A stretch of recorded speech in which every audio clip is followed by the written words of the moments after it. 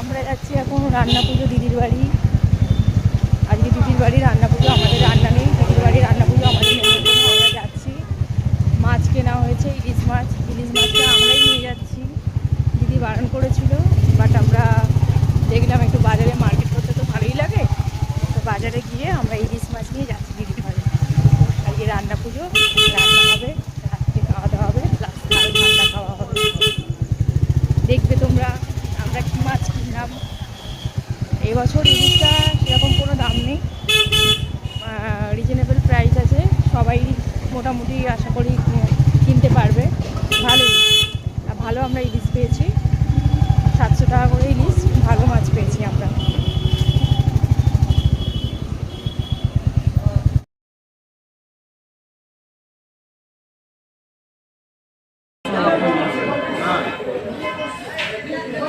এইটা কি আলাদা আলাদা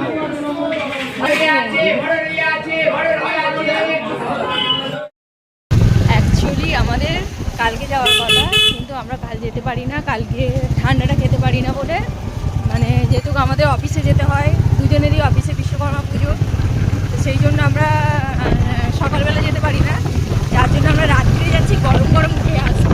আর রান্না করে খাওয়া দারুণ লাগে, ইলিশ মাছ ভাজা, নারকেল ভাজা, চালতা দিয়ে ডাল, গ্লাস ভাত, খুব জমে যায় ফাটাফাটি।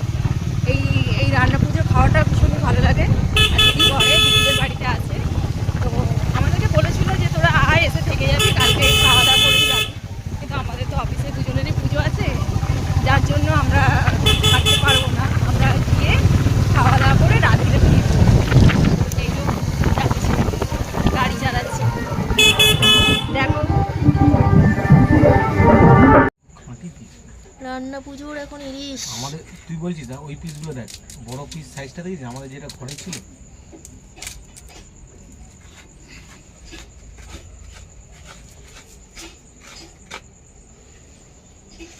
দেশের বুক না, ওরাও তো বলছে ছোট ছোট ইলিশগুলো আনে বলে টেস্ট না, খেতে ভালো। কেরা খাইয়ে তোমায়?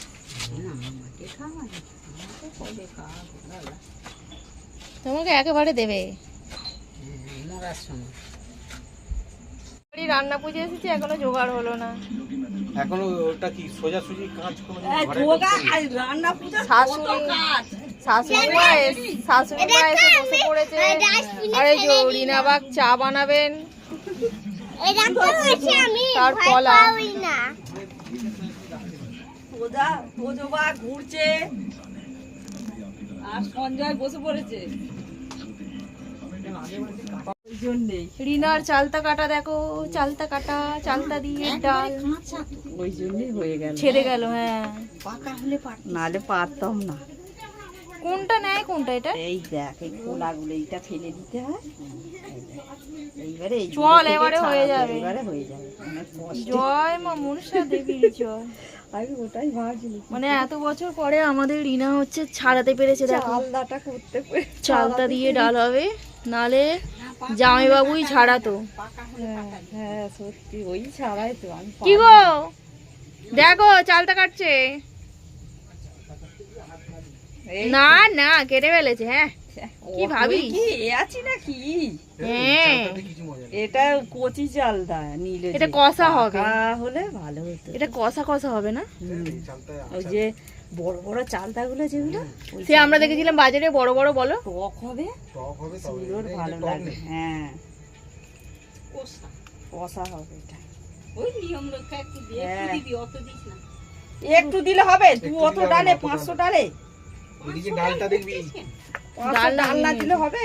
ভাতে জল পেয়েছিস? হ্যাঁ ভাতে জল পেয়েছি, এগুলো ছাড়িয়ে নি, তারপরে এগুলো ছাড়াবো আস্তে আস্তে, কাপড় ধরে। খোলা ছাড়াতে হবে। হ্যাঁ গায়ের খোলাও ছাড়াতে হবে, দেখুন এগুলো আগে ছাড়িয়ে নিতে হবে, তারপরে ওই ভেতরটা।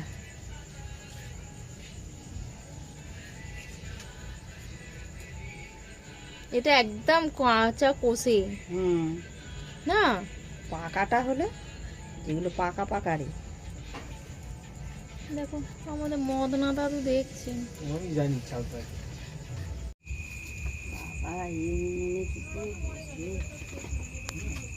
আস্তে করে বসা, নালে একটু দাঁড়া, একটু নেবে যাক। না না ঠিক আছে, অসুবিধা নেই, চাপাচাপি করবে না।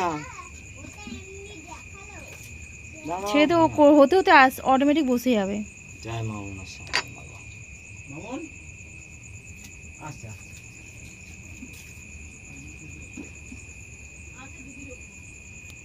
ও দিদা, দিদা তুমি উঠে চলে আসো, আমি কেটে দিচ্ছি, মুড়িটা খেয়ে নাও। খেয়ে নে, তুইও খেয়ে নে। আমি খাচ্ছি, আমাদের একসাথে খাবো, তারপরে হবে দিদা। আরে খেয়ে নিন, তারপর হবে। কাতলা দেওয়া হচ্ছে, ইলিশ হয়ে গেল। বাংলা ছাড়াটা হেভি হয়েছে বলো, একদম বসে একদম ছাবড়ির মতন বসে পুরো। কাতলার সামনে বেশি যাওয়া যাবে না, কারণ হচ্ছে এ ফাটবে, বড় কাতলা তো।